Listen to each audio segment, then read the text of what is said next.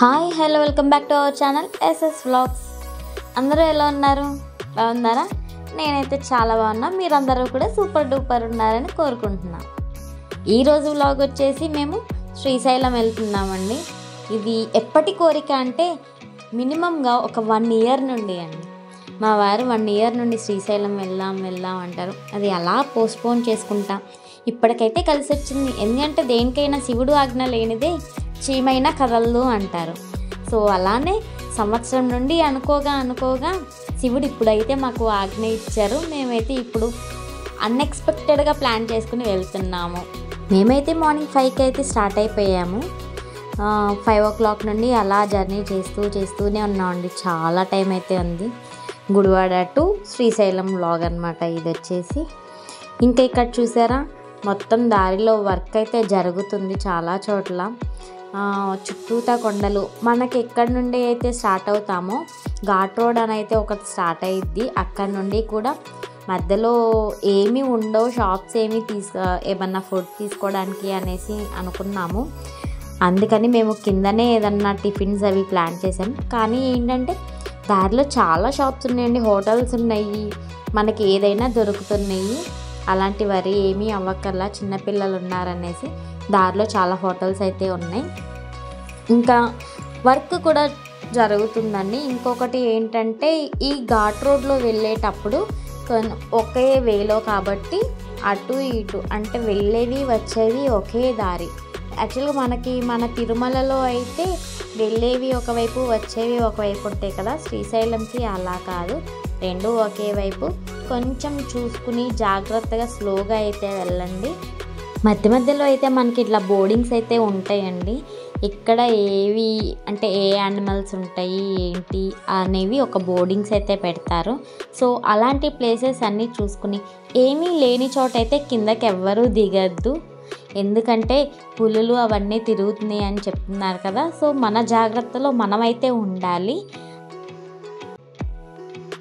మధ్యలో అయితే అడవి కాయలు అని చెప్పేసి ఒక్కొక్క ప్లేసెస్లో కొంతమంది అమ్ముతూ ఉంటారు. అలాంటి వాళ్ళ దగ్గర అయితే తీసుకోవడానికే ట్రై చేయండి. ఎందుకంటే వాళ్ళకి ఒక ఉపాధి కల్పించినట్లయితే ఉంటుంది అని అయితే నా ఫీలింగ్.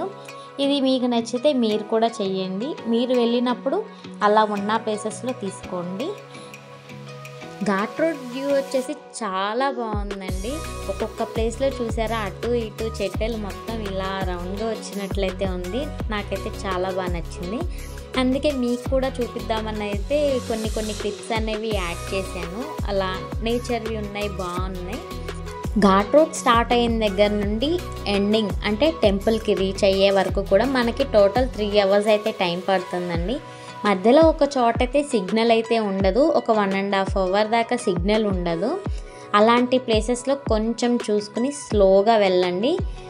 శివయ్య టెంపుల్ చూసుకునే లోపు ఫస్ట్ మనం సాక్షి గణపతి టెంపుల్ని అయితే విజిట్ చేయాలి. అక్కడ స్వామివారికి చెప్పాలంటండి మనం, నేను వచ్చానయ్యా శివయ్యకి గుర్తు చెయ్యి అనేసి చెప్పుకుని ఆ తర్వాత మనం శివయ్య టెంపుల్కి అయితే స్టార్ట్ అవ్వాలంట. అందుకే మేము కూడా అక్కడికి వెళ్ళి దర్శించుకొని స్వామివారిని ఇంకా మేము శ్రీశైలంకి అయితే స్టార్ట్ అయిపోయాం. అక్కడ సాక్షి గణపతి టెంపుల్ నుండి ఒక 1.5 kilometer అని చెప్పారు. జస్ట్ ఊరికే అట్లా ఒక 10 minutesలో అయితే రీచ్ అయిపోయాం. మేము వెళ్ళేసరికి 2 o'clock అయ్యిందండి. కార్ పార్కింగ్ చేసేసుకుని ఇంకా మేము టెంపుల్కి అయితే స్టార్ట్ అయిపోయాం. పక్కనే ఉందంటండి టెంపుల్. మనకైతే ఫస్ట్ టైం కదా వెళ్ళటం, దారి తెలియక అక్కడ ఒక ఆటోని మాట్లాడుకుని అయితే మేము టెంపుల్ దగ్గరికి వెళ్ళిపోయామండి. 3 o'clockకే టెంపుల్ క్లోజ్ అంట. సో అందుకని మేమైతే 500 rupees టికెట్ తీసుకుని చక్కగా దర్శనం అయితే చేసేసుకున్నాము. ఒక 20-30 minutesలో అయితే మాకు దర్శనం కంప్లీట్ అయిపోయింది. లాస్ట్కి కదండి, జనాలు పెద్దగా ఎవ్వరు లేరు, ఫ్రీగానే ప్రశాంతంగానే వెళ్ళాము. దర్శనం బాగా జరిగింది. దర్శనం కంప్లీట్ చేసుకున్నామండి. ఇంకా తర్వాత లడ్డూస్ తీసుకుందాం, ప్రసాదం తీసుకుందాం అని అయితే వెళ్ళారు. తీరా చూస్తే అక్కడ సర్వర్ ప్రాబ్లం అంట. సో మాకు ప్రసాదం అయితే దొరకలేదు. ఓకే, నెక్స్ట్ టైం చూద్దాం అనేసి ఇంకా వచ్చేసాము. ఉందాం అనుకున్నాము ప్రసాదం కోసం, అంటే సర్వర్ ఓపెన్ అయ్యాక తీసుకుందాం అనేసి. బట్ ఇంకా లేట్ అయ్యిద్ది, మా వారైతే మళ్ళీ జాబ్కి వెళ్ళిపోవాలి నెక్స్ట్ డే అని చెప్పేసి ఇంకా మేము స్టార్ట్ అయిపోయాం రిటర్న్ బ్యాక్ టు హోమ్ అని. ఇక్కడ దారిలో వచ్చేసి దక్షిణామూర్తి విగ్రహంతో ఇలా ఒక శ్రీశైలం నేమ్ పెట్టేసి ఒక పార్క్ లాగా అయితే కట్టారండి. ఆపోజిట్లో ఒక పెద్ద లింగం అయితే ఉందండి, చాలా బాగుంది, చాలా పెద్దగా కూడా ఉంది. ఇక్కడ మేము ఒక 2-3 పిక్స్ అయితే దిగేసి ఇంకా మేము రిటర్న్ అవుతున్నాము. చూసారు కదండి ఈ 2 ఫ్రూట్స్, ఇందులో ఒకటి మనకైతే తెలుసు నేరేడుకాయలు. అది సంవత్సరానికి ఒక 2-3 కాయలైనా తినాలంటారు శాస్త్రానికి. ఎందుకంటే మన స్టమక్లో ఏమైనా పార్టికల్స్ ఏమన్నా అంటే లైక్ హెయిర్ కానీ నెయిల్స్ కానీ ఇలాంటివి ఏమన్నా ఉన్నా సరే ఈ నేరేడుకాయ తినడం వల్ల మనకి కరిగిపోతాయి అన్నమాట. ఇంకొక ఫ్రూట్ వచ్చేసి ఆరెంజ్ కలర్లో ఉంది కదండి, అదైతే మనం పీల్ ఆఫ్ చేసుకుని ఓన్లీ గింజ మాత్రమే తినాలి. పీల్ ఆఫ్ చేయకుండా పీల్తో పెట్టుకుంటే కనుక నోరంతా అసలు చేదు అయిపోయిందండి. పీల్ ఆఫ్ చేసేసి కాయ తింటే మటుకి సూపర్ ఉండింది. మీలో ఎంతమందికి ఉంది ఈ అలవాటు? ఇలా టెంపుల్స్కి వెళ్ళినప్పుడు రాళ్ళతో ఇల్లు కడతారు అంటారు కదా, నాకైతే చాలా ఇష్టం అండి. నేను ఎక్కడికి వెళ్ళినా అంటే తిరుపతి కానీ ఇలా దుర్గమ్మ గుడికి కానీ ఎక్కడికి వెళ్ళినా సరే ఇలా అయితే నేను కడతాను.